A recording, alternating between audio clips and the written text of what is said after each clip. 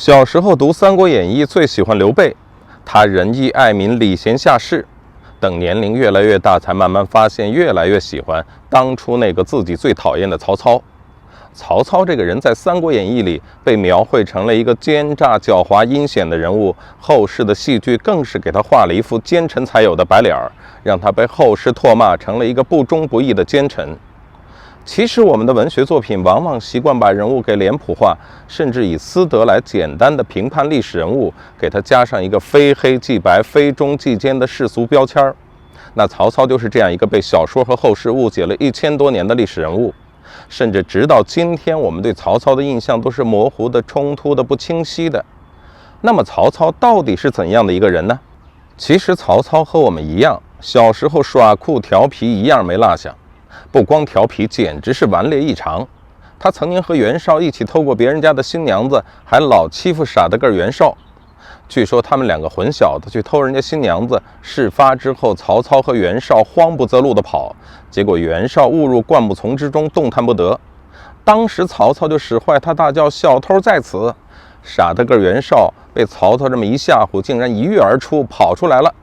那这个故事呢，后来还演变出了一个成语，叫做贼喊捉贼。后来曹操慢慢长大了，正是英气勃发的年纪，只可惜个头不高，并不像电视剧《军师联盟》里于和伟演的那么高大帅气。据说历史上的曹操还因为自己的相貌呢有点自卑。东晋魏氏春秋里说曹操姿貌短小，身高不足7尺。按照汉代的1尺相当于23公分，那曹操的身高应该不足1.61米，算不上高富帅，但绝对是个官二代，因为他爹曹嵩是大宦官曹腾的养子，曹腾是东汉末年有名的大太监，曾经位居中常侍，俸禄是2000担，那待遇等同于御史大夫啊。所以你看人家曹操的小伙伴都不是一般人，比如4世3公的袁绍和后来差点在背后给他致命一击的发小张邈。靠着良好的家世背景，曹操成年后就做了洛阳北部尉，相当于一个副县级的公安局长。他当时年轻也和所有的毛头小伙一样，刚当上官那是激情燃烧，执法严明有一次皇帝宠幸的宦官蹇硕的叔父违禁夜行，曹操毫不留情，把蹇硕的叔父给处死了。那这就捅了马蜂窝了，但曹操还是依靠他爹曹嵩的关系，被明升暗降，调到了顿丘，也就是今天的河南省清丰县去做了县令。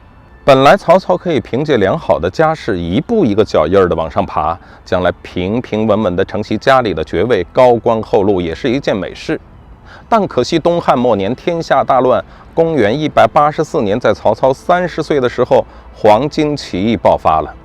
他素有匡扶天下的志向，于是而立之年的曹操毫不犹豫地跨上了战马，就开始了平定叛乱的征程。到了公元188年，汉灵帝设置了西园8校尉，曹操因为军功和家世被任命为8校尉中的典军校尉。结果好日子没过几天，第2年汉灵帝驾崩了，太子刘辩登基。当时何太后的弟弟大将军何进听了傻得个袁绍的建议，征召河东郡的董卓进京诛杀宦官十常侍。结果董卓还没到洛阳，何进就被宦官们给弄死了。同年9月，董卓入京执掌朝政，他把汉少帝刘辩废为弘农王，改立陈留王刘协为汉献帝，又派人把弘农王母子给毒死了。此后董卓自称太师，祸乱纲常。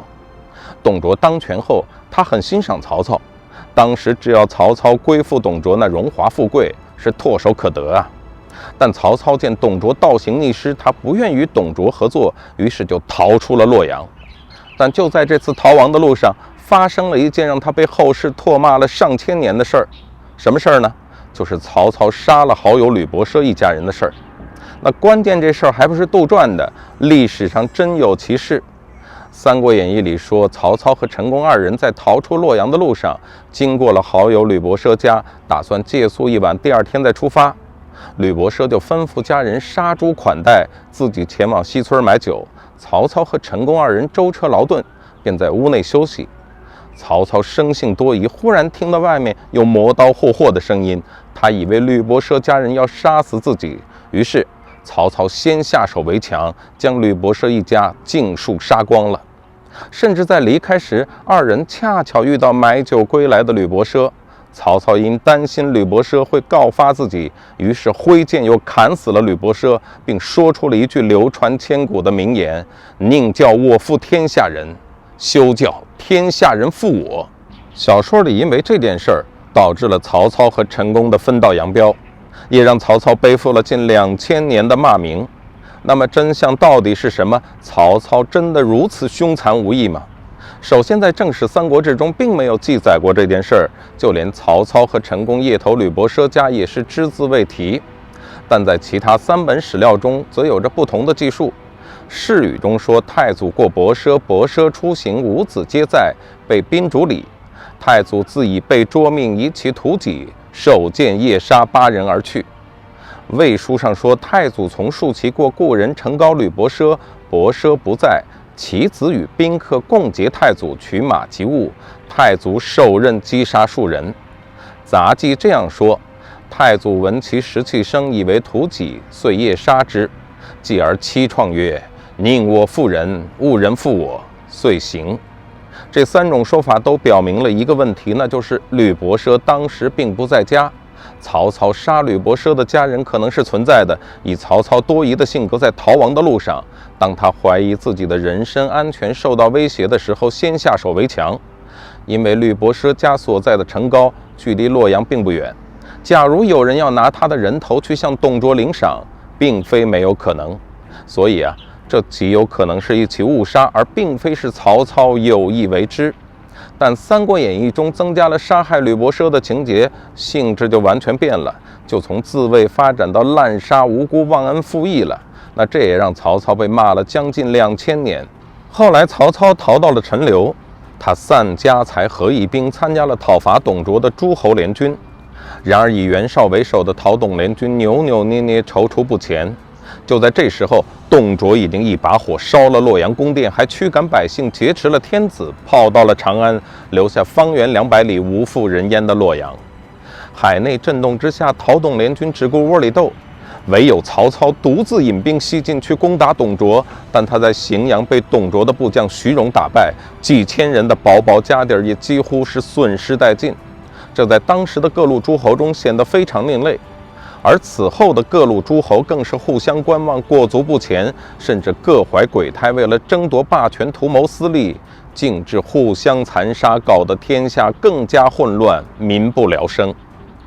曹操在《蒿里行》中说：军阀混战，使得天下百谷露于野，千里无鸡鸣，生民百遗，念之断人肠。读这首《蒿里行》，你能感觉到曹操当时内心的悲凉和无奈，能感受到曹操心中的痛。他的痛不是家人逝去的痛，不是个人挫折的痛，而是他看到天下大乱，大厦将倾，但他却束手无策，无可奈何的痛。公元196年，为了扫平寰宇，匡正天下，曹操迎接汉献帝，到了今天的许昌，取得了挟天子以令诸侯的政治优势。随后他又削平了吕布、陶谦等割据势力，而4年之后的官渡之战更是以少胜多，一举消灭了袁绍的主力，奠定了统一中原的基础。我们今天一说起曹操的挟天子以令诸侯，都说曹操奸诈狡猾或者老谋深算，殊不知这所谓的挟天子以令诸侯为曹操带来的作用，实际上远远小于他所带来的政治压力。事实上，自建安元年曹操迎奉天子后，各地军阀未见一人因曹操占据中央而归附，甚至连天下的士卒之心也并未归附于他。比如他最重要的谋士荀彧，出身于颍川荀氏大族，一生以汉臣自居。他希望曹操奉主上，秉至公，服弘毅，福保汉室是他的原则，但荀彧终究不是曹操的臣子。而曹操几个最为得力的古公谋士和猛将，也很少是因为响应朝廷征辟而来到他门下的。无论是吸引人才，还是攻城略地、扩大势力范围，用吕思勉的话说，都是靠他政治清明、善于用兵，而不是因为他的手中握有天子。反过来，既然是迎奉天子，那曹操就等于将汉室的责任揽在了自己身上，这也让他成为了众矢之的。一边周瑜骂他脱名汉相，实为汉贼，一边荀彧还满心期待他振兴汉室，而随着曹操权势的增大，他的政敌也越来越多。他甚至不得不进献3个女儿给汉献帝，在如何平衡汉朝和自身的关系上，耗费了曹操过多的精力。他诸多的政敌来自于门阀大族，而当时的门阀大族几乎垄断了做官的通路，这些大族披着兴复汉室的外衣，却巩固着自家的权益。曹操为了打破氏族门第观念，罗致中下层人才，同时也为了打击世袭的豪强势力，他大力强调唯才是举。为此，先后发布了求贤令、举事令、求异才令。曹操的短歌行对酒当歌，就是在这种环境下的一首求贤歌。据说曹操平定北方后，率100万雄师饮马长江，与孙权决战。事业明月皎洁，他横槊立于船头，告诉众将说：“我拿此槊破黄巾，擒吕布，灭袁术，收袁绍，深入塞北，直达辽东，纵横天下，颇不负大丈夫之志。在这良辰美景，我作歌，你们跟着和。”于是他慨然唱道：“对酒当歌，人生几何？譬如朝露，去日苦多。”对于人才，他满怀期待。青青子衿，悠悠我心。但为君故，沉吟至今。他渴望得到人才为己所用，心中慷慨悲凉，忧心如焚。于是他说：“明明如月，何时可多？忧从中来，不可断绝。”他说自己愿意像周公一样礼贤下士，希望天下的人才能够真心归顺。山不厌高，海不厌深，周公吐哺，天下归心。公元207年，曹操北征乌桓，得胜还军途中，行军到海边，路过碣石山，他登山观海，一时间感慨万千，写下了著名的《观沧海》。东临碣石，以观沧海，水何澹澹，山岛竦峙。当他看到辽阔的大海，想到自己年轻时就树立的万丈雄心时，不禁慷慨悲歌：“日月之行，若出其中；星汉灿烂，若出其里。幸甚至哉，歌以咏志。”此时的曹操已经53岁了，但他烈士暮年，壮心不已。建安25年，即公元220年的正月，曹操病逝于洛阳，终年66岁。